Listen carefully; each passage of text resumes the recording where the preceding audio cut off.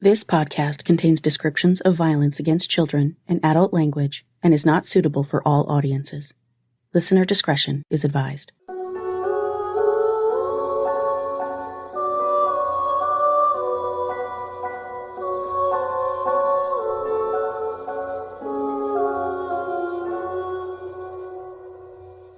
Hi, everyone, and welcome to Suffer the Little Children, the podcast giving voices back to the victims of child abuse, murder, and their families. I'm your host, Lane, and this is episode 181, Vayda Vasquez. When Vayda Vasquez was a month away from turning 2, her custodial maternal grandma trusted her overnight with a longtime family friend, Kellie Barthel.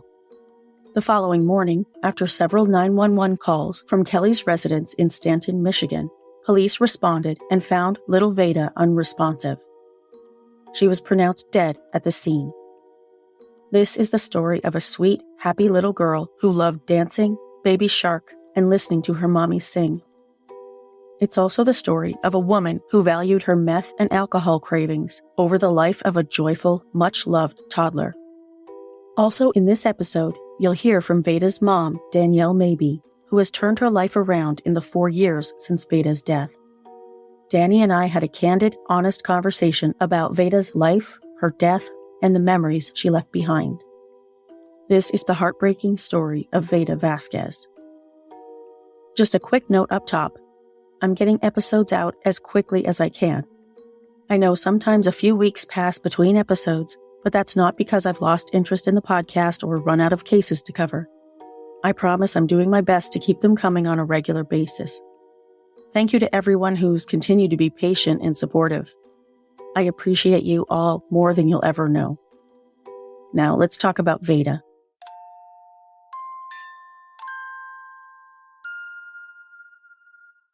Vayda K. Michelle Vasquez was born on April 8, 2018 at 4:34 p.m. in Greenville, Michigan, to 19-year-old Danielle Maybee and 23-year-old Christopher Sanchez. She was a healthy baby who weighed almost 6.5 pounds. Unfortunately, Vayda's parents had substance abuse issues, and in August 2018, both Dani and Chris were arrested on drug charges and lost custody of the baby. 4-month-old Vayda was placed in the care of her maternal grandma, Tanya Rose. Right around Vayda's first birthday, Tanya filed for and was granted guardianship of her granddaughter after the Michigan Department of Health and Human Services, or MDHHS, recommended that Vayda continue to live with Tanya until Dani and Chris could provide stability for her. Dani and Chris, who had been together for about 2 years, broke up soon afterward. Vayda was happy and healthy in the care of her grandma. Tanya later said about Vayda, Vayda was the most amazing baby I have ever known.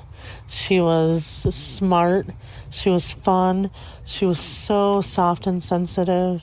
If I would say, no, Vayda, or scold her for something, she would put her head on my thigh and say, a huggy. I'm not her mom, but she was like one of my own. While Tanya worked overnight shifts, Vayda stayed with longtime family friend and babysitter, Kellie Barthel, at her home, only about a mile away from where Tanya lived. Tanya said her granddaughter loved going to Kellie's house to play with the other kids. The last time Tanya saw her granddaughter was when she left Vayda in Kellie's care on Sunday, March 1, 2020, at Lepping's, a supermarket in Stanton, Michigan. At around 5:30 a.m. on Monday, March 2, 2020, troopers from the Michigan State Police Lakeview Post responded to multiple emergency calls summoning them to Kellie's home. Rescue 23, I need you to respond Med 1. Med 1 to the address of 4575 West Stanton Road in Douglas Township. The caller states is not breathing and bloody. When first responders arrived at 4575 West Stanton Road in Douglas Township, Michigan, they found 23-month-old Vayda unresponsive. Although police and paramedics did their best to save Vayda's life, they couldn't revive her, and Vayda was pronounced dead on the scene. The happy little girl who loved music, especially the Baby Shark song, would have turned 2 the following month. After such a tragedy, you'd think Kellie would at least pick up the phone and let her longtime friend, Vayda's grandma, Tanya, know about her granddaughter's death. She didn't. Tanya later told a reporter, I learned that something had happened. One of my friends had drove by her house and called me and said, something's not right. There's a bunch of cops, ambulance, you better get over there. Vayda's father, Chris, who had visitation rights with Vayda, found out about his daughter's death in one of the worst possible ways, through social media. For obvious reasons, Michigan State Police deemed Vayda's death suspicious and immediately began investigating with the help of crime scene technicians from the Lansing Forensic Laboratory. The state police's public information officer, Specialist Lieutenant David Cope, told reporters, Troopers and EMS arrived on scene and confirmed there was an unresponsive child at the residence. Life-saving attempts by the troopers and EMS was unsuccessful, and unfortunately the child was found deceased. He added, as with any death investigation, our detectives and troopers want to do a thorough job of figuring out exactly any events leading up to and during the incident or a death. Reporters spoke with Vayda's stunned, distraught family members the same day. Her father, Chris, said he had concerns about Kellie babysitting his daughter in the past. Chris said, it's really hard to even comprehend what's going on because I never thought I'd have to bury my daughter before she did me. I don't even know what to think. There's no words for it. She's the only thing I had, and I just never thought that this would happen. I just can't believe she's gone. I should never have to bury my daughter. When asked to describe Vayda, Chris and other family members said, smart. Most perfect child you could probably imagine. You couldn't ask for a better toddler. She never whined, never cried. You'd turn the music on, she'd be bobbing her head and dancing around. She was happy, smiled all the time. She loved music. She was definitely a daddy's girl. She's always attached to my hip. Chris's mom, Shaunarie Calixto, told reporters about Vayda. She was the perfect baby, and we're going to miss her dearly. She was the most perfect child anybody could ask for. She loved to dance. She loved music. The minute you turned the music on, she was literally bopping her head like a teenager would. Always a happy baby. My baby girl, she never hurt anybody. She was a good baby. That's what I don't understand. She didn't deserve what happened to her. I just hope whoever did this to her pays. Chris also mentioned feeling responsible for his daughter's death. He last had a custody visit 2 weeks before, but a visit scheduled for the weekend before Vayda's death didn't happen. I feel like I failed you as your father and a parent, your protector, and I never wished this on you. Chris told another reporter, if she was with me, that this would have never happened. Whoever did this, if it was the lady or if it wasn't, they definitely deserve what's coming to them, and I hope they never see freedom ever again because my daughter was an angel. His mom, Shawn, added, and there are other people who have had children there. Their kids don't ever want to go back. They beg not to go back. As for Vayda's mom, Dani was being held in the Ionia County Jail, where she was serving a 90-day sentence for drug charges. She was also awaiting sentencing on additional charges and expected to be sentenced in April to 9 more months behind bars. She was, of course, heartbroken over Vayda's death, and I can't imagine how hard it must have been to get such awful news in jail. After an autopsy on Tuesday, March 3, 2020, Vayda's death was ruled a homicide. To protect the ongoing investigation, police didn't immediately release her cause of death. Chris's family created a GoFundMe to help pay for the baby's funeral. Vayda's funeral was held at the Stanton First Congregational Church on Saturday, March 7, 2020. Fortunately, Dani was released from jail so she could attend the service, where she sang for her daughter. Afterward, Vayda was laid to rest at Vinewood Cemetery in Edmore. Her headstone, which is flat and gray with an etching of a baby angel and a photo of Vayda in the opposite corners, reads, Mommy's Baby Shark, Vayda K.M. Vasquez, April 8, 2018, March 2, 2020. Doot doot, doot doot. On April 8, 2020, Vayda should have been happy, healthy, and joyful, surrounded by family and friends, cake and presents. Instead, members of Vayda's family gathered at her gravesite to mark the day Vayda should have turned 2. Just as they were about to sing Happy Birthday, the family received a phone call from a detective who told them that around 4 p.m. that day, police had arrested a suspect in the murder investigation. Of course, the family knew who it was, but the public wouldn't find out until 2 days later that the accused murderer was indeed Vayda's babysitter, 36-year-old Kellie Jean Barthel. After the arrest, grandmother Sean Calixto told reporters, "We are happy she's in jail, but we really can't wait until the verdict comes down that she's guilty. She should never see daylight again." She also expressed concern for Kellie's own 8-year-old daughter.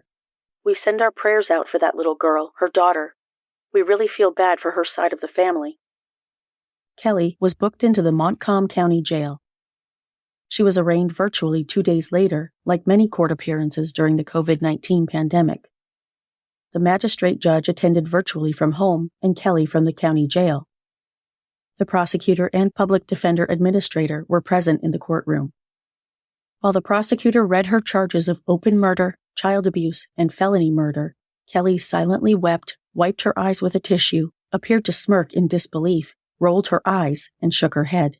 Trial alleges that on or about March 1st, 2020, in Douglas Township, Montcalm County, Michigan, you did murder Vayda Vasquez.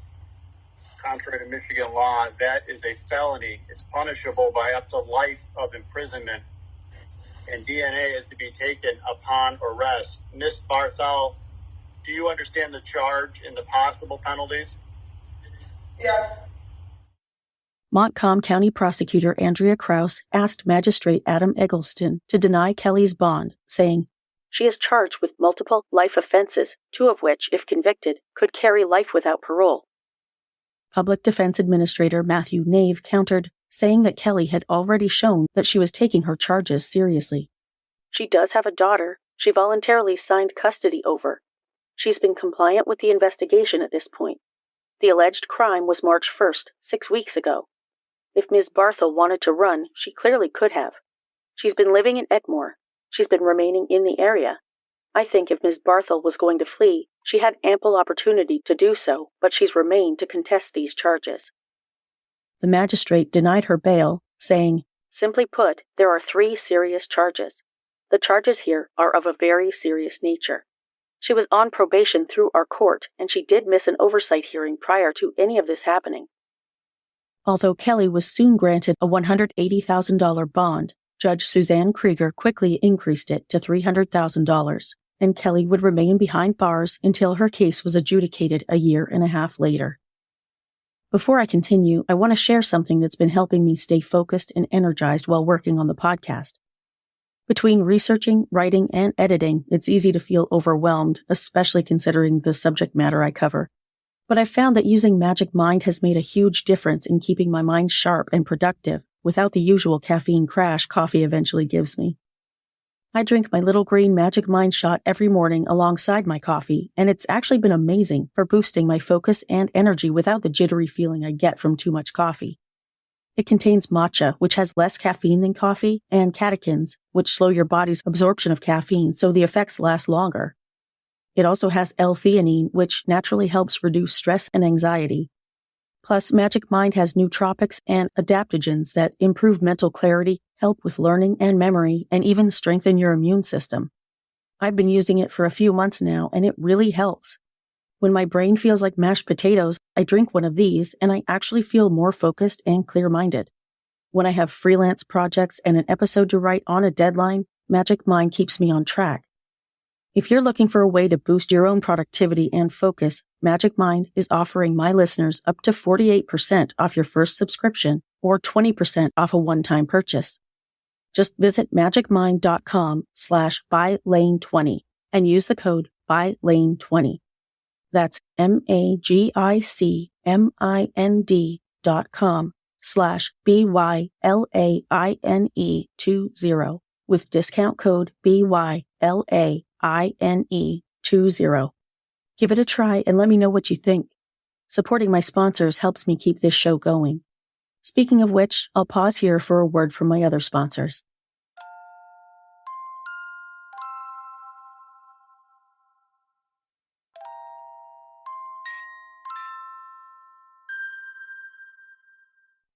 After Kellie's arraignment, the public learned more about what happened during Vayda's last overnight visit.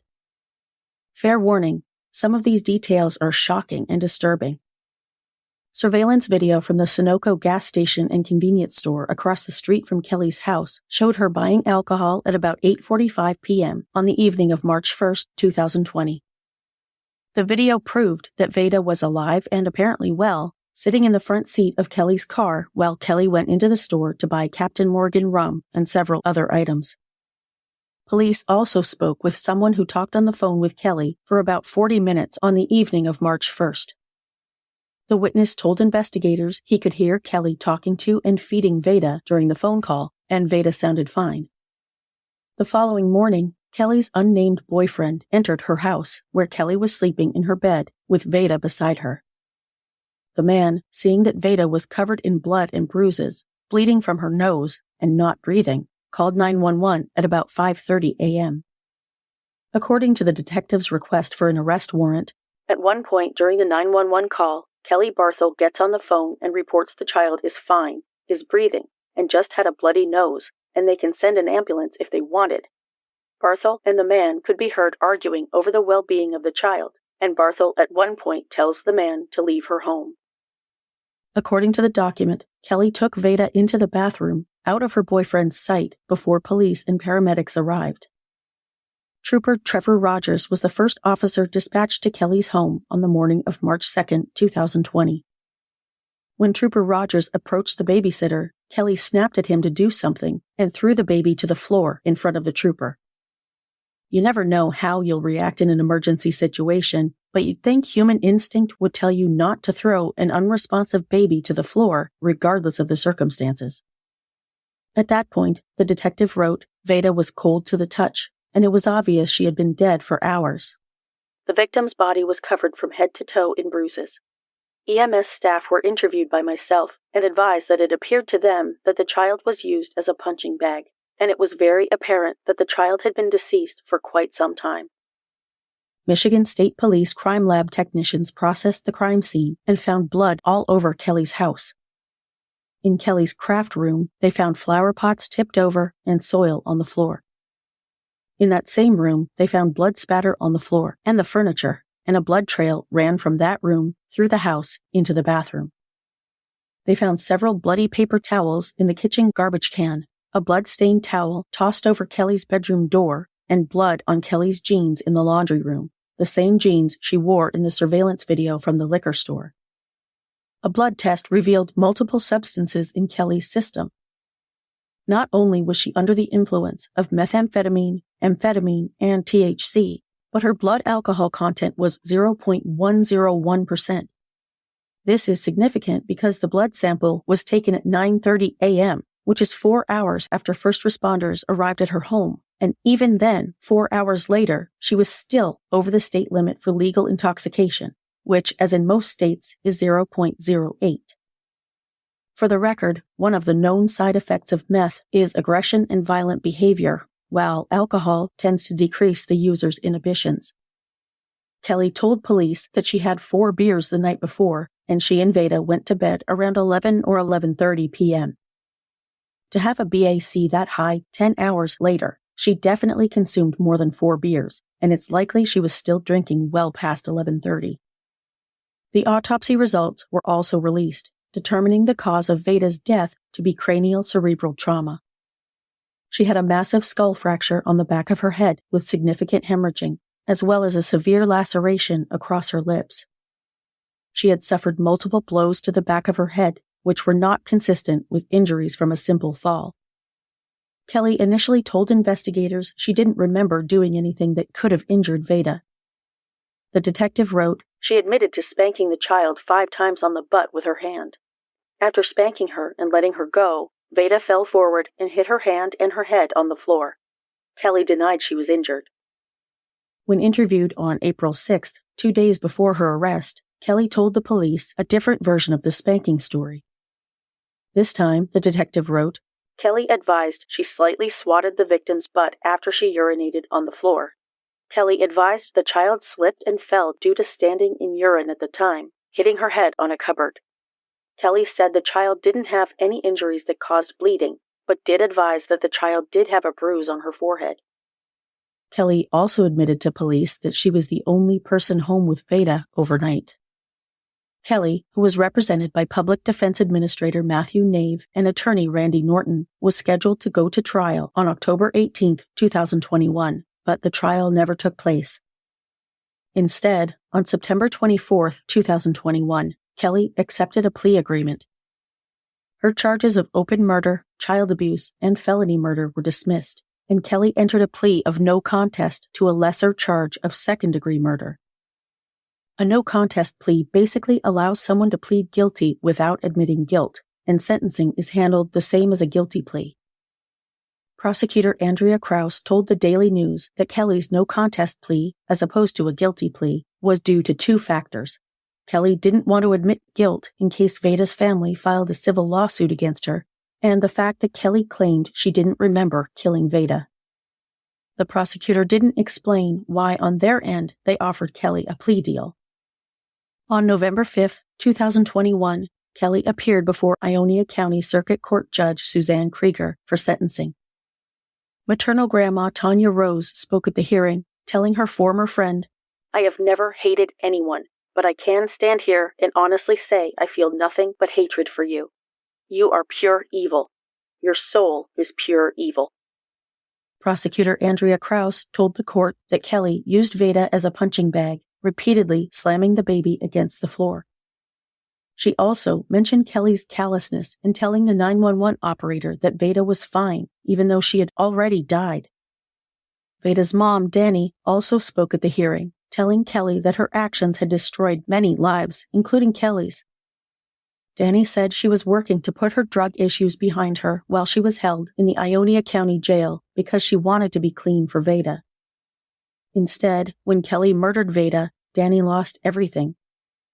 Dani told the court that in the 4 months following Vayda's death, she overdosed 9 times, and each time she was dismayed to be revived because she just wanted to be with her baby. She said she couldn't stop thinking about Vayda's last moments, wondering what Vayda was thinking while Kellie was beating her, and if she called out for her mommy. "Kellie, why did you do that to her? There's no excuse." Dani also said she didn't believe that Kellie didn't remember what she did to Vayda. "You are a liar, a monster. I pray to God that you are miserable the rest of your life." Kellie herself didn't speak at the hearing, saying she had written a letter to Tanya. She sat at the defense table and cried throughout the hearing. Judge Krieger described Vayda as a beautiful, bright, shining light, asking Dani and Tanya to look for joy in your life, to look for peace, to do good things in young Vayda's honor, because she did bring joy to your life. Don't let that be destroyed by hate. Per the plea agreement, Judge Krieger sentenced Kellie to spend 26 to 75 years in prison, with credit for 576 days served. She ordered Kellie to address her substance abuse issues while in prison, saying Kellie deserved her punishment, but could hope she would be released one day. As Kellie was led from the courtroom after her sentencing, Dani said to her, "What you took from me, I'll never get back. Never." Kellie Jean Barthel, Michigan Department of Corrections inmate number 682395, is currently serving her sentence in the Women's Huron Valley Correctional Facility in Ypsilanti, Michigan, which is the only women's prison in the state. Kellie's earliest possible release date is listed as April 7, 2046, at which time she'll be 62 years old. If she serves every day of her longest possible sentence, 75 years, she could be in prison until 2095, when she would be 111 years old. With any luck, she'll never again breathe air outside those prison walls. Kellie has spent some time in prison annoying at least some family members from behind bars. Her older sister made a Facebook post in August 2023 saying, "So tired of my little sister's shit for real. About to block the prison altogether. Begging for money. Not my fault you killed someone. That's yours, Kellie." In the comments, she mentioned how selfish and inconsiderate Kellie was and said that Kellie still hadn't taken accountability for killing Vayda. According to the sister, Kellie had at least 3 other people she regularly begged for money. In February 2021, before the end of the murder case, Vayda's mom, Dani, was sentenced for some of her drug charges.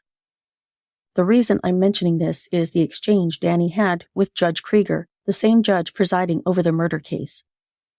22 years old at the time. When Dani appeared for her sentencing remotely from the Montcalm County Jail, she said to the judge and the court officials present, "I just want to thank you guys for all your time. I'm really going to use this time in prison for good use and really work on myself and my addiction. I'm sorry for all this chaos." The judge replied that compared to a year ago, Dani seemed to have made positive changes. "There's such a significant difference in your appearance and attitude. You look healthy this time. You don't have that frantic look in your eye like you're trying to escape. You were clearly on a path to self-destruction." Judge Krieger also pointed out that the trauma Dani endured as a child, at least partially because of her caregiver's substance abuse, affected her. "That has impacted not just you, but your caretakers in terms of the decisions they were making during your formative years. You are where you are because of many choices that were made beyond your control. That being said, you're an adult now, and you have the ability to make much better choices. Your past does not define you." It seems Dani took that statement to heart. Since completing her jail sentences, she has completely turned her life around and given up drugs. Let's talk about who Vayda was as a person. Vayda K. Michelle Vasquez took her first 2 steps the day before her first birthday. She loved hearing her mommy sing. Vayda's paternal grandma, Shawn, told a reporter her granddaughter was a happy girl who liked dancing, giggling, and posing for selfies. Vayda's eyes lit up whenever she saw her daddy. Vayda's obituary read, "Vayda was the child who could light up a room just by being in there. Her smile was only matched in size by that of her bubbly personality. Just a few months short of her 2nd birthday, Vayda had already made a big impact in her family's life. Every day when her grandpa Jones would get home from work, Vayda was ready to have her afternoon snack with him. When she would visit her grandpa Daryl's house, she would get on his lap, take his pen, and help him do the crossword puzzles. Vayda loved the song Baby Shark. She slept with her stuffed Minnie Mouse every night and would twirl her hair to help put herself to sleep. She also had a bit of a sweet tooth and loved snack time, and if Vayda gave you a hug, there was always a pat on the back to go with it." I just want to play a couple clips so you can hear Vayda's sweet little voice. Hey Vayda, I love you.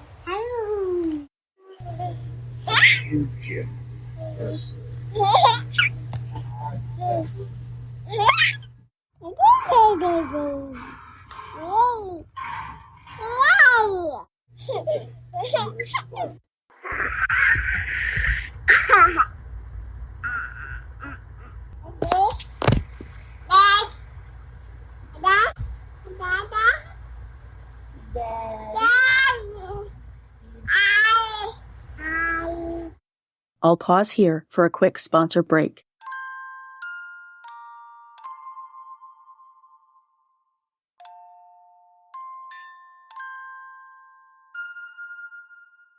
Here's my recent conversation with Vayda's mom, Dani. My guest today is Danielle Maybee, Vayda's mom. Thanks for joining me. Yes, thank you so much for giving me this opportunity. I really do appreciate it. It means a lot. Oh, no problem. It's my honor. I'm glad to be able to help. And just looking at Vayda's pictures, she looks like the sweetest little girl. Yeah, she was. I miss her. I miss her a lot. Yeah, I can only imagine. Where did her name come from? That was something I was curious about. So when I was a little girl, my aunt bought me the disc that had both movies, My Girl and My Girl 2. Are you familiar with that movie? Yep. I loved that movie growing up too. Okay. So I think I was like 8 or 9 years old. I was like, you know what? When I have a daughter, her name will be Vayda. That's awesome. So she was about 1 month from turning 2. Yep, exactly. 1 month. And she'd be 6 right now this year. It's got to be hard to think about. It is, honestly. It's been 4 years now. The first 3 years, I was open to talking about it with random people or people that weren't my family. And I was able to cry. I did that a lot. I sat alone and let it all out all the time. But this past year, I don't know. I'm sick of feeling like that hurt and that pain. Yeah. And so lately, like the last year, I've been trying to just not get my mind wrapped up, in thinking about her too much to where I get that emotional because it just hurts too much, Oh, yeah, I can imagine. it's not that I don't think about her or talk about her, because I do. I just, when I'm alone and my mind starts to wander, I try to distract it because the pain is just too much. Yeah, it has to be exhausting to feel that pain all the time. Yeah. And especially when I'm from a small town, everyone knew about it and, they still talk about it. And like what happened to my daughter, that's just like some big traumatic story that everyone can talk about. And it wasn't their life. To me, that was my life, not just a story. So, they talk and they say whatever they want and spread rumors and, say horrible things about me to me, and not realizing that it really gets to me and it really hurts. And it took me a long time to get my mind away from all those comments and messages people sent me and all those things people had said about me.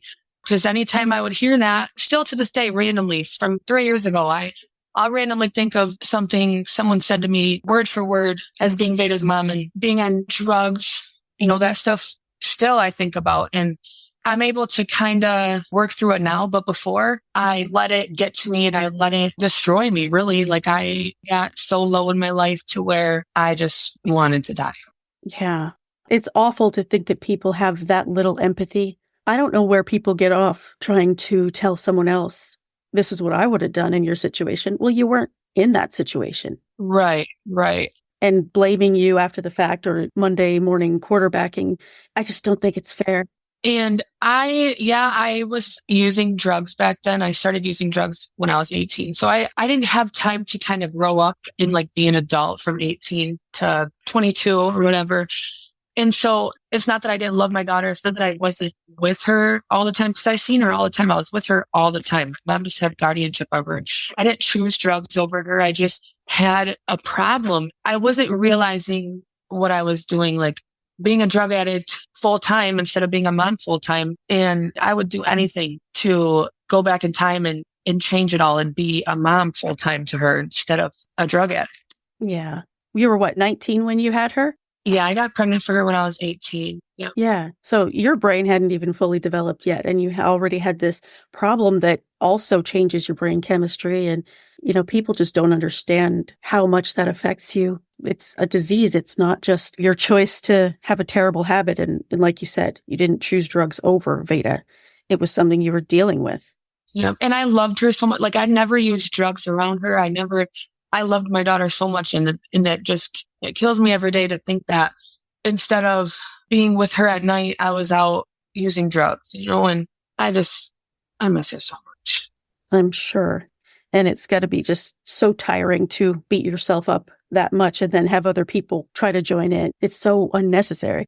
Yep. I was my worst enemy. Like I tortured myself every single day. I told myself that I didn't deserve to be happy. I put myself through misery every single day because I didn't think that I deserved to be happy. And it's crazy the things that I put myself through when my daughter first passed away. It's unreal. That's awful. I hope that's at least turned around a little bit for you. Vayda would want you to be happy. I've been sober since January of this year. That's awesome. 2024. Yep. And, I feel so much better. I was homeless at the time while I was using and not being around family and people that I loved and just really struggling. And now I have my own place. I'm almost done with my parole and I am almost 6 months pregnant. Congratulations on all of that. That's amazing. I'm so excited for you to be able to give all the love that you've got built up to this new baby who's coming along. When are you due? January 4th. Oh, that's awesome. You've got to be proud of yourself. I hope you are, because that's so huge to be clean for that long and sticking with it. And you've got so much to live for. Yeah, I am proud of myself and happy, and especially when I get to be around my little sister and my brother now that I'm sober, because they need me. And, they went through a lot losing Vayda too. So I just want to be around them. I've missed out on so much in their lives already. My brother, he's 19, and then my little sister, she's 11. Good. I'm glad you have a lot more time with them now and that your family seems to be supportive. That's a huge help, actually. Yeah. And, after Vayda passed away, like I just kept saying, I want a baby. I want a baby. And I kind of feel like I went a little crazy, but I never got pregnant. Now that I'm pregnant, I'm so blessed and I'm so happy, but I'm a little scared and nervous just because, I don't know, it's my first baby since Vayda passed away. So it just makes me, I have feelings that I didn't think I would have. But I'm super blessed and I can't wait to be a mom again. And I hope that my daughter can look down on me and see the mother that I could have been to her. I'm sure she will be very proud of you. Thank you. Where did your mom, or how long did your family know Kellie? That was something I wondered about because there was really never any explanation of that, just that she was a family friend. When I first got into middle school, so like 6th grade, I think, we met Kellie and her husband, and they lived just right across the street from us at the time. And she was pregnant with her daughter.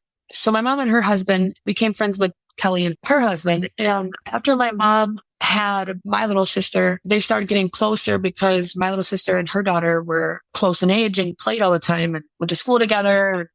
Kellie started taking my little sister to school with Kellie's daughter, so they could ride together. I started getting close with Kellie. I'd walk over there and hang out with her after school. She invited us, me and my siblings, to go camping with her and her daughter in the summertime. So, we were really close and they lived right across the street.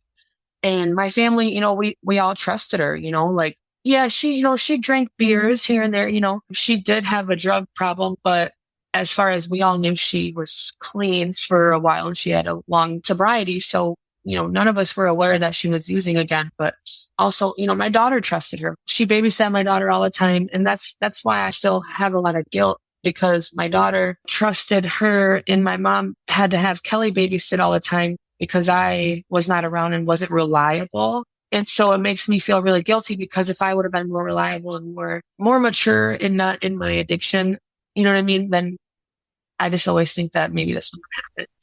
It's so hard to look back like that and beat yourself up. Yeah. Because we never know what we're doing at the time and how it's going to affect the future. I know it's hard not to beat yourself up over every little thing that you feel like you've done wrong. But yeah, I didn't realize that you had known her all the way back to 6th grade. Yeah. And so right before I went to jail, when I was in jail, when Vayda passed away, right before that, Kellie and her husband split. And so she moved just a mile down the road. So still she was really close to my mom. You did find out while you were in jail, you had to take the worst news of your life in that environment. Do you want to talk about what that was like? It's crazy because the day before she passed, my mom came to visit me in jail for a video visit. And, the week before, she wasn't able to bring my daughter up for a visit because she came straight from work. Actually, I think it was 2 weeks in a row. She came from work and wasn't able to drive, because it's like 30 minutes there, 30 minutes back, just out of the way to go back to her house to grab my daughter. So, it was 2 weeks. I'm like, please, please, please bring Vayda this time. I want to see her. She's like, I will. And again, which I don't blame my mom. I get it. That is a far, far drive from where she was working. And so I wanted to see her. So the day before she passed, I was supposed to see her and I didn't get to. And so that morning I had church in the jail and I was talking about my daughter. And, it's like 9 a.m. I'm talking about how I was just really looking forward to sobriety and recovery and getting out of jail to be a mother to my daughter so I can get a place for me and her, and also for my sister who's 22 now, but she was 16 then. I wanted her to be able to have a place to live because she was kind of struggling too. So I was just really super excited and just looking forward to a change. And after that, we all had lunch and I decided to take a nap. All day before I took a nap, all the TVs were off in the jail. And the TVs in the women's side are connected to the guys. So everyone had no TV. Nobody had TV in the whole jail. And no one knew why. Now I know why. And it was because I wasn't told yet. And it was all over the news and everything. So I took a nap and I got woken up by a CO and she told me that they wanted me in the booking area. So I go out there and they put me in shackles and I was just really confused. I didn't know what they were doing. And they took me into the office part and I walk in there and there was a guy in there with a chaplain. And I was like, I'm just really confused. And it was so weird because it was just this little empty room, like an interview room. It was cold in there. And I just woke up. I'm sleepy still, but I still remember that, how just he was staring at me while he was talking and just was not blinking whatsoever. And he told me your daughter was unresponsive And I just instantly, something clicked. Like I thought that he had my daughter mistaken for one of my little sisters. So I was thinking that he had it confused, but then he said Vayda, and I just started hyperventilating like this can be happening. And he tried asking me questions about Kellie and all this. And I'm in shackles. My hands are shackled to my sides. My feet I can't spread them far apart. And I got up and I walked out, and I couldn't. And I went back to the booking area and cried for about 35 minutes and ended up starting my menstrual cycle from how much pain I was putting my body through, Yeah, the stress. It's awful. My mom had to work first shift that day. So that's why Vayda stayed with Kellie the night before. And actually, my mom just got the kids off to school, and my mom's boyfriend just left for work. My mom was getting ready, and my mom's phone kept ringing, and it was Kellie's phone calling her. And my mom answered it, and it was a police officer, and was like, are you Tanya? And she said, yeah. And they were like, you need to get down here right away. And my mom told me she sped down there really quick. And when she got there, they were taking Kellie out of the house in handcuffs. And my mom went to run after her, and they had to actually stop my mom. That's just awful. And again, I'm sure she blamed herself, but I hope she doesn't blame herself anymore.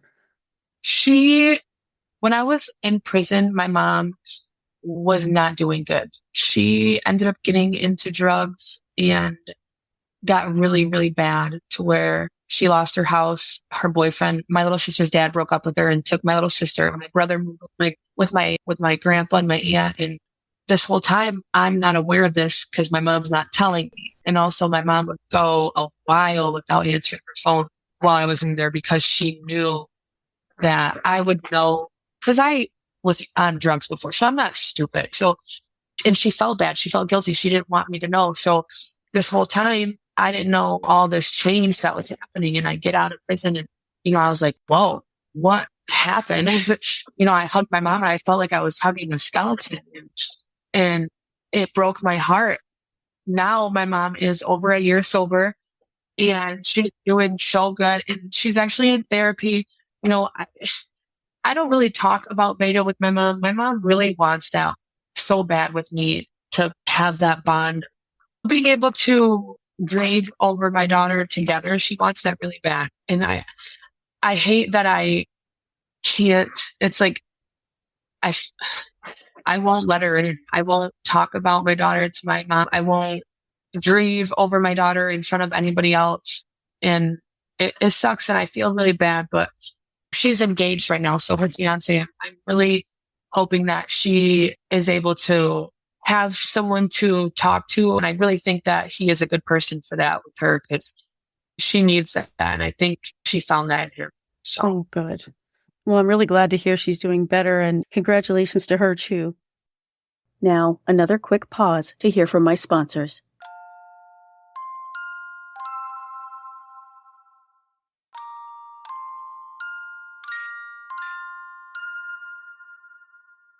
Chris's family, they blamed my mom a lot for that. No. So it really messed her up a lot. And out of anybody I understand, I feel like the worst, the most to blame. And you know what I mean? We both feel guilty in different ways. Do you guys talk? No, I have not talked to Chris since a couple months after my daughter passed. He moved away. I talked to his mom when I first got out of prison at the beginning of 2023, just to let her know that I was able to raise enough money for Vayda's headstone, because the whole 3 years I was locked up, the first 3 years she was gone, she didn't have a headstone. She just had the plastic grave marker. But I told my mom, I said, please, I did not want anyone getting her a headstone while I was in prison. I wanted to be the person to do that. I wanted that to be the last thing that I could do for my daughters as her mother. So once I got out, I raised enough money to get her a headstone, and I paid for it, and it was set at the cemetery July of last year. So it's perfect. Thank you. Yeah, I picked it out on my own. I went to the granite company place all by myself and designed it how I wanted to, all by myself, just like I wanted to. And I feel good about it. Yeah, that you did something special for her.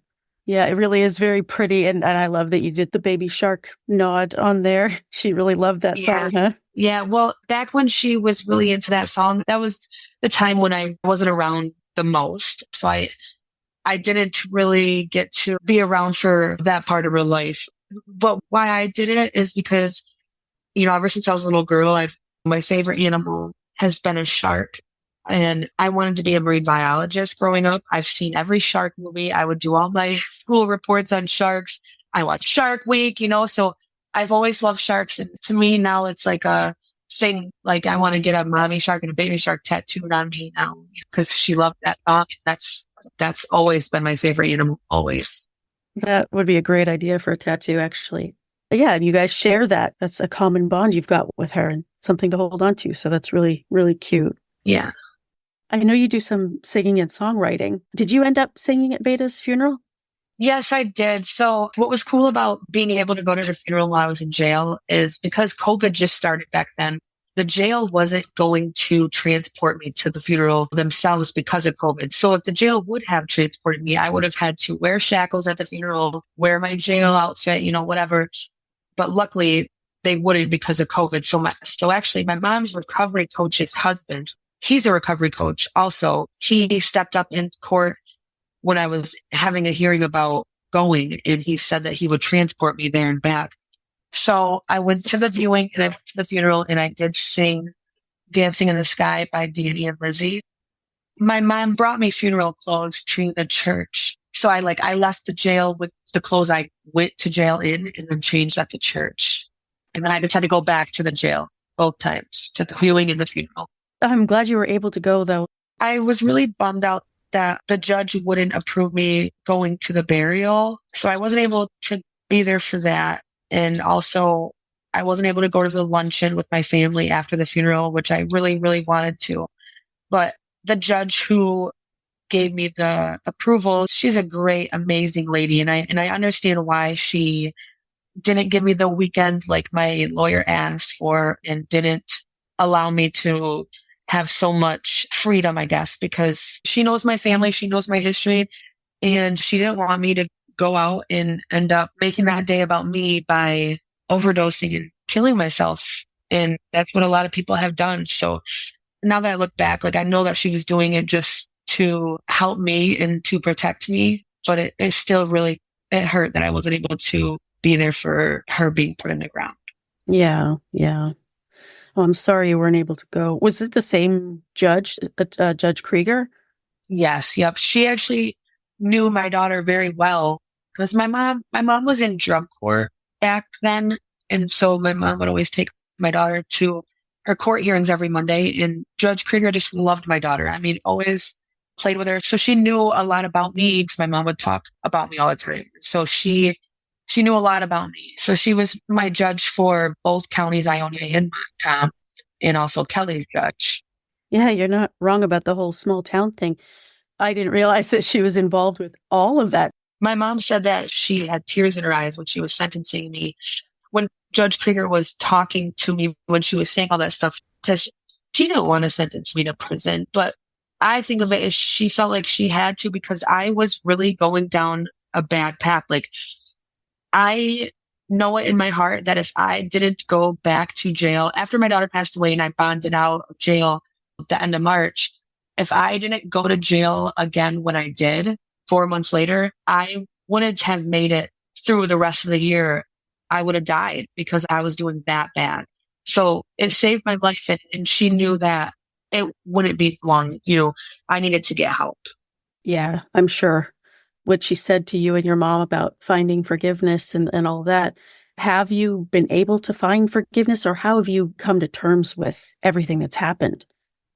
So you're not allowed to really write another prisoner while you're in prison. But a few months before I got out of prison, I wrote an 8-page letter to Kellie and sent it to a friend, and they sent it to her back to the prison. Because when she got sentenced and I made my impact statement, I just felt like I didn't say everything I wanted to say because I was so nervous. So I wrote down more of what I wanted to say. So I didn't think she was going to write me back. And then right before I got out, I got a letter back from her. And I just was really let down, I guess. Not like anything is going to make me feel any better or bring closure, but I just didn't expect the letter I got back because there was still just no accountability and it just wasn't what I was expecting. So I still, no forgiveness, whatever. And then when I got out, I ran into her sister, Josie, last summer, and it's not her family's fault, but her and her sister look so much alike. They talk alike, they laugh, like everything. So it's weird to me, So I run into her and we're talking and I show her my tattoo of my daughter. I have a portrait of Vayda on my arm. And she started crying and she hugged me and she's like, I'm so sorry for what my sister did to you. She's like, it really put me in a dark place. Like I got in a really deep depression after this. And she's like, I'm so sorry. I don't even talk to her no more. I haven't talked to her in 8 months because she won't take accountability. That's what I thought too. And after that, I was glad that I was able to have that talk with her sister.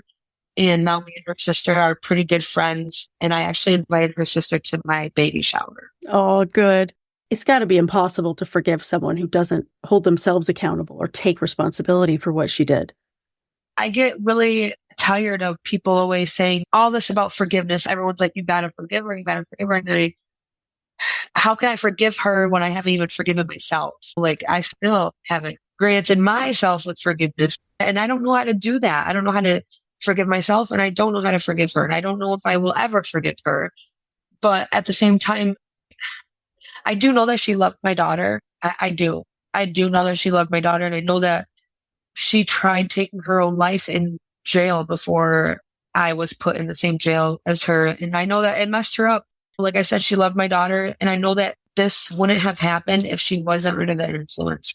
But at the same time, you shouldn't have been under the influence when you had my daughter. Oh, definitely. Yeah, absolutely. She's got to be held to that account at the very least. And right. It really just sucks. The fact that meth makes someone very violent or can make someone violent, and then alcohol takes away their inhibitions. It's just a terrible cocktail. And then throw in a toddler on top of that. It's just a bad combination. So whether or not she remembers what happened, I can't imagine that she actually doesn't remember, but that's what she says, right? That's her excuse? Well, in the letter she wrote back to me, because I told her, I said, I don't believe you when you say you don't remember what happened. I'm like, I just want to know. And she was like, I'm not the one that said I don't remember. The police are the ones that said I obviously must not remember what happened. And she's like, but how can I remember everything that happened that day, everything that happened that night up until then? Like I said, no accountability. So she's just pretty much saying that she didn't do it, but she's saying that she still has to do the time for, because Vayda was in her care. So she's saying that she's guilty because she was in her care, but pretty much saying that she didn't do it. Right. It wasn't me. It was the drugs kind of thing. Right. And so before I went to prison, when I got put back in jail after I bonded out, they put me in the same jail as her. And they have 2 female units and they're like 10-man cells. So it's all open. And there was a brick wall just separating the 2 units. And when they put me in there, it's a small jail. So they already knew not to put me in the same unit as her. So they put me in the other unit, and where they put my bunk, and there's other open bunks, they put me at the last bunk to the left, all the way up to the wall. And I ended up finding out that Kellie is in the other unit all the way up to that wall too. We were literally sleeping maybe 1.5 feet away from each other with just the wall separating us. And that very first night I got there, I had a nightmare. And I had a nightmare maybe every other night for 8 months. Horrible. People would have to wake me up because I was crying in my sleep, literally crying. It was bad. I could hear her laughing over there, talking, fighting with people. And it was really hard for me for the whole 8 months. I have no doubt. Yeah. I was glad that I was going to prison, honestly. Like, that's horrible to say, but I was so happy that I was going to prison so I could get out of there. But then I think it was 6-7 months later, she came there. Michigan only has one women's prison. So when you are going to prison for a murder charge or anything that's over a certain amount of years, you go to level 4, which is max for a certain amount of time.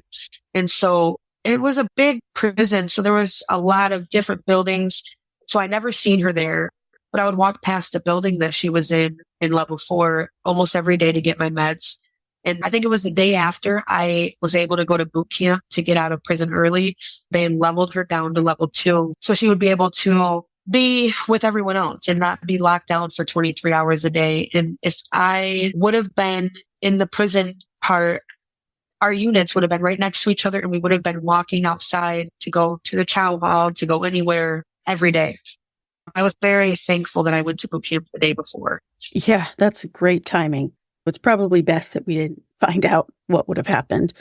Yeah. When I was still in jail, they had a tornado warning or something. And when they have those, they have to put all the females in the gym. And so they got my unit first and they told us to go to the gym. And I could hear the COs talking about how they were about to get the other girls from the other unit. And this girl I was really close with, she looked at me and she said that I just turned white because I was about to be in a gym with Kellie with nothing separating us. And I literally was so scared because I didn't know what I was going to do. I didn't know what my mind was going to do. I didn't know what my body was going to do. But the minute they opened the unit's door to where Kellie was at, their radios went off and cleared the tornado warning. And so they didn't bring those women into the gym like last second. And I know that was God. Like, yeah, that has to be fate, something. That was the closest I got to being in the same room with her. Time for one last word from my sponsors.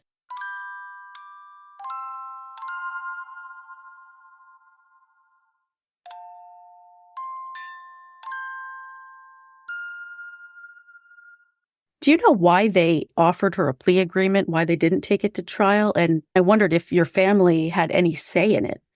So before I went to prison, a detective actually came and talked to me while I was in the jail still to ask my opinion on what I think they should do as far as time and charges and whatever. And, if they should take it to trial or offer her a plea. And I honestly did not in no way want her to take it to trial because when things go to trial, they have to show all the evidence, all the pictures and clothing, like everything to the courtroom. And that's my eyes. That's my family's eyes. That's the public eyes seeing all of that evidence. And I, for one, do not want to see any of that. I know my family doesn't need to see it either. So I didn't want it to go to trial because I didn't want anyone to see all the evidence and stuff. So I was really mad that she was still trying to fight it for so long and taking it to trial because why?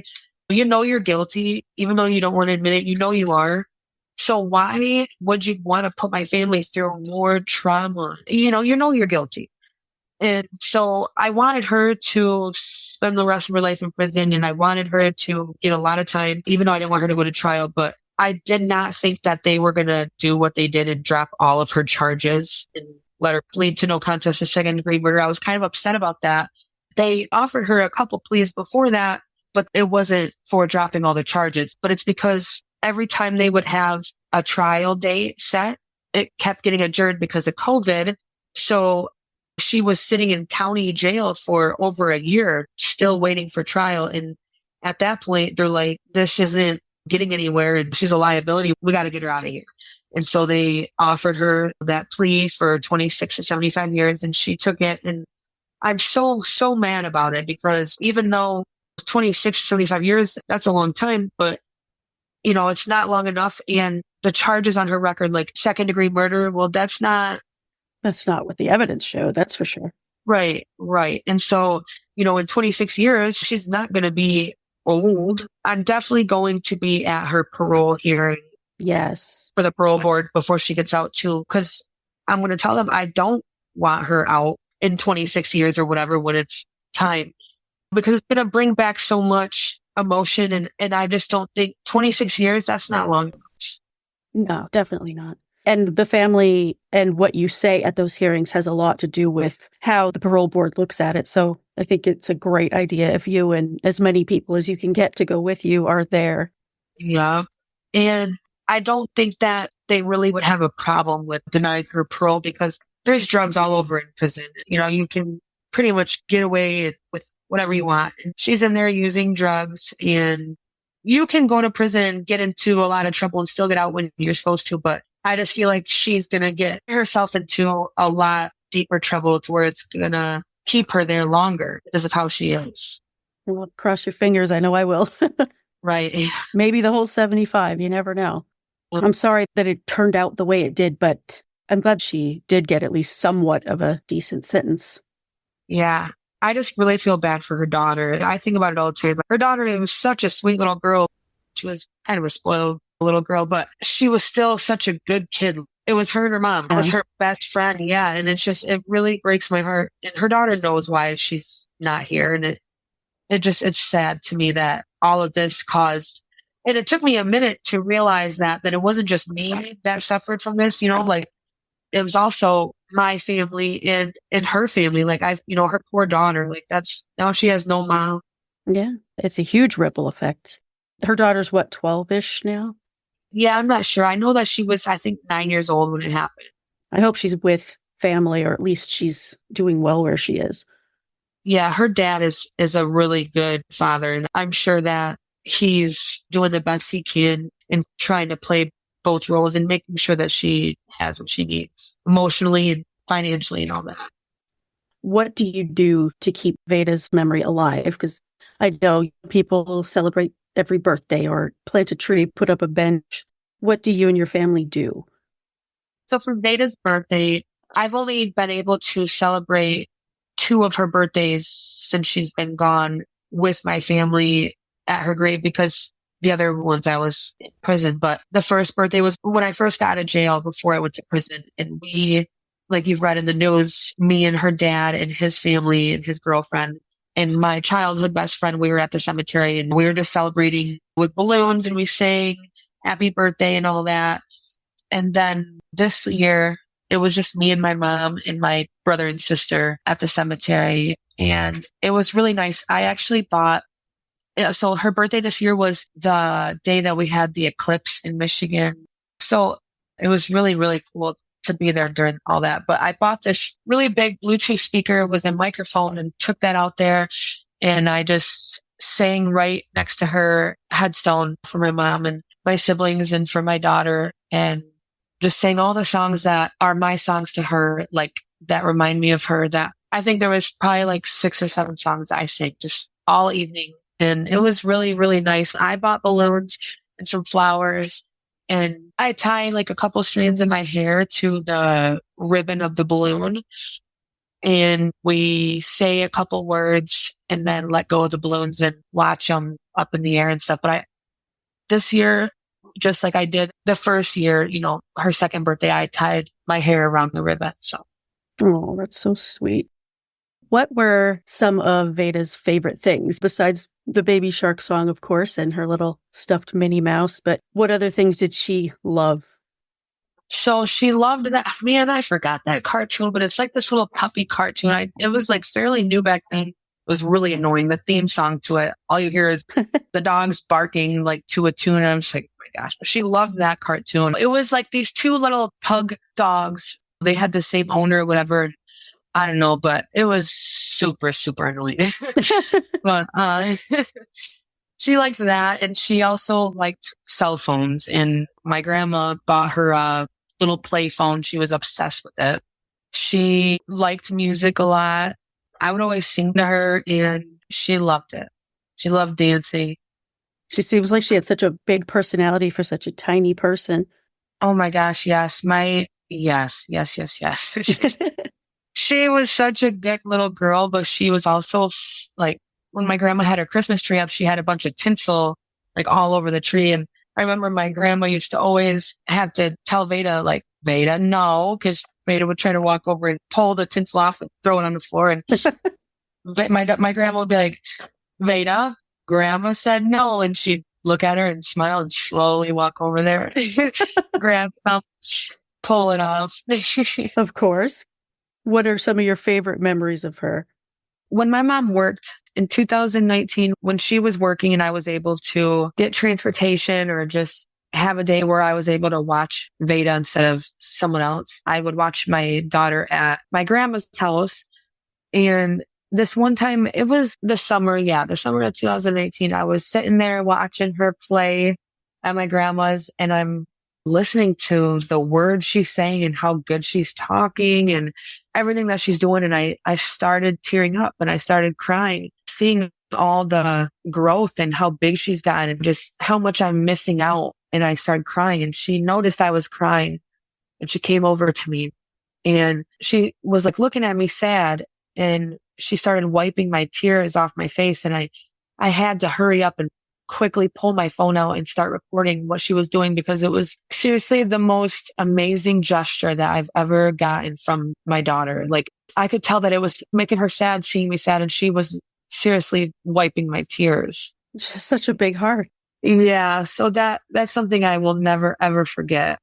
And also, I was homeless when I was pregnant because I got into drugs before I got pregnant with her. And so when I found out I was pregnant, I quit drugs cold turkey, wasn't using the whole time I was pregnant. So me and her dad, he was working and I was staying at the motel all day that we were paying for weekly. It was cockroach infested, just very nasty. And I'd be there all day by myself. His mom stayed there too, but they worked at the same place. So all day I'd be in this room by myself, nothing to do, no one to hang around, no job, no money. And I was about 7 months pregnant. In my belly, just by looking at my belly, I could see her move around, you know. And I had my shirt pulled up. I'm laying in the bed by myself. No one's there. And I'm watching it. I start rubbing my belly. And I remember just saying, it's me and you against the world. And I always think about that. Like, to me, she was just my other half, like my mini me. And she was my first love. She was my first true love, you know? Yeah. There's nothing like that at all. Yeah. She taught you what love means. Yeah, definitely. Wow. I'm so grateful that you shared her with us, that you're letting us learn about her and know who she was, because it's so important to me, is keeping their memories alive in that way. So she definitely has made her mark, and a lot of people will never forget her. So I think that's the important thing. Yeah, I like to write a lot about her. I started writing about her when I was in jail after she passed away. I started writing a little bit, and I've always been into singing. Like, I've always been singing, always all about music, but I never knew how to write my own music. So when I started back when I was in jail, it wasn't good. Like, but I tried, and I would just write down what I felt. And I just kept doing it every day. And now I'm still trying to put my lyrics to music. I have someone who's going to help me here soon, but I do have like pages and pages of all these lyrics that I'll just take my pen with a paper and just write out a song in 10 minutes, like a 2-page song. I'm not even trying to like say it out loud first or taking words out and editing it. I'm writing it down, what I'm telling myself in my head, because all them feelings and them emotions are real. And it's easy for me to write a full song, especially about my daughter, because I have so much emotion and sadness when it comes to that. So there's so much to write. I'm sure. Yeah. Still to this day, like, I'll Google my daughter's name and read the news articles or listen and watch the news clippings and stuff. And I'd get really like, have all the emotions and stuff. Once my mind was set on being negative and having a negative mind and being really emotional, it's like I became obsessed. I would read through all the news articles and watch videos, and I would become obsessive for like hours. I would just sit there and just look up everything. It was scaring my boyfriend because that's not like me, and I would just want to be left alone in the bathroom while I just looked up everything and cried and listened to music that reminds me of her that's depressing. And it was really bad, really bad. Well, hopefully you don't find yourself in that place often anymore, if at all. No, I really try to stay positive. And my boyfriend is the only person who has seen me.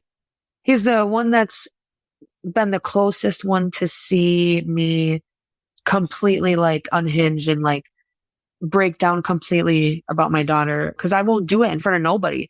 But he's come the closest out of anyone. But still, he hasn't even seen. It's scary, honestly. It's scary, and it's scary to think of what my mind's capable of making me think. Yeah. Well, you can get into a spot where you're dwelling on it so much that nothing else fits in there, and it's not good for you. But yeah, I mean, you have to deal with all of this in your own way. And as long as you're able to do that in a way that keeps you going and keeps you healthy for your new baby, then that's what matters. Yep. And music, like writing music about her and poems and all this stuff, that's like my biggest coping mechanism. That's like the only thing, it used to be drugs, but now it's solely on writing about her. Like when I get emotional, I start writing songs about her. And then also this baby that's coming, I have got to make my daughter proud. I have got to show her that I can be a good mom, and I can be a sober mom, and I can be a good mom to this baby, and that I loved her, and it's not that I didn't love her. And so that's one thing that keeps me going and keeps me positive and not so negative and down, because I have got to live healthy for this baby. It's good. It's good to have something like that to hold on to. And I'm sure that Vayda will be very proud to see the mom that you are now. Mm-hmm. I'm so glad that we did this, and I'm so happy that I'm able to help you get her little voice out there to help other people know who she was. Thank you so much. Seriously, like I never thought that I would even have this opportunity. I've always wanted to spread my daughter's memory across the world, and I was hoping that I could do it with my music one day and get my music out there like that. But I'm very thankful. I'm blessed, really, to have that opportunity.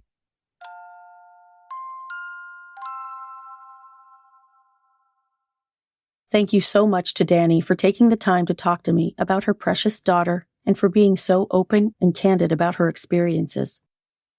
I wish Dani nothing but the best life has to offer her, and best wishes to the rest of Vayda's family as well. My sources for this episode were ABC 13 on Your Side, Wood TV News 8, Fox 17, the Greenville Daily News, MLive, Facebook, the Simpson Family Funeral Home's website, the Michigan Department of Corrections website, and Dani Maybee. Quick shout-outs to my newest patrons. Thank you to Valeria T. from Parma, Italy, Amy M. from Reno, Nevada, Sydney K. from Walla Walla, Washington, Elizabeth J. from Wayland, Michigan, and from the Hilltop Colony, thank you to Arwin D. Thank you all so much for your support. I couldn't keep making this podcast without you. If you want to help support the show, you can make a monthly or annual pledge at patreon.com/STLCpod or a one-time contribution at ko-fi.com/STLCpod. That's it for this episode. Join me next time for another child's story. If you like the show, please follow or subscribe to Suffer the Little Children on Apple Podcasts, Google Podcasts, YouTube, Spotify, Spreaker, Pandora, iHeartRadio, Stitcher, or your favorite podcast listening app. And please leave me a 5-star rating and a positive review on your favorite podcast platform. Visit the website at sufferthelittlechildrenpod.com. You can support the show by visiting patreon.com/STLCpod, where you can become a patron for rewards ranging from a shout-out by name on the show to bonus content and exclusive gifts. You can also support the show at ko-fi.com/STLCpod. Follow the podcast on Facebook and Instagram at Suffer the Little Children Pod and on TikTok at STLCpod. View photos related to today's episode on Facebook. This podcast is researched, written, hosted, edited, and produced by Lane. Intro theme music is by Dream Note Music, and all music for the show is licensed from audiojungle.net. For more information about preventing or reporting child abuse, visit childhelp.org or call your area's child abuse hotline. And remember, if you see something, say something.